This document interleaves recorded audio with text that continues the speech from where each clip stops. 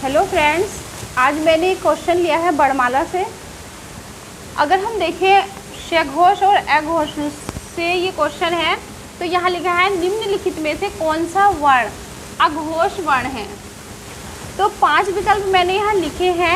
Exam में तो 4 ही विकल्प होते हैं, लेकिन मैंने 5 यहाँ इसलिए लिखे हैं क्योंकि इस टॉपिक को मैं आपको अच्छे से समझा सकूँ। तो पहला वर्ण है ए, दूसरा है जे, तीसरा है ये और फिर है शे और है।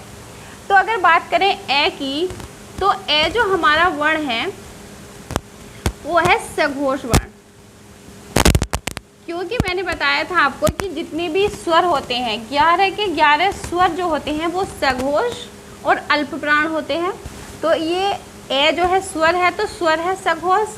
और अगर बात करें जय की, तो जय कैसा वर्ण है, तो जो हमने वर्गों का वर्गीकरण किया था व्यंजनों का, तो उसमें हमने बताया कि जो वर्ग होते हैं, 5 वर्ग का जो प्रथम और द्वितीय वर्ण होता है वो होता है अघोष, और जो तृतीय, चतुर्थ और पंचम वर्ण होता है वह होता है सघोष। तो जय जो है वो च वर्ग का तृतीय वर्ण है, तो जय है सघोष वर्ण।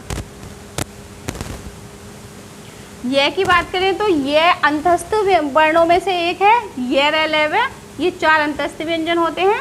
तो ये जो है अंतस्थ व्यंजन जो होते हैं, चारों अंतस्थ व्यंजन वे होते हैं सघोष।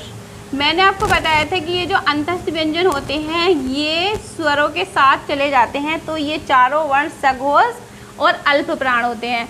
तो यह सघोष वर्ण है। अगर बात करें शे की, तो शे कैसा वर्ण है, से जो होते हैं वो उष्ण व्यंजन, उष्ण में आता है, उष्ण व्यंजनों में से।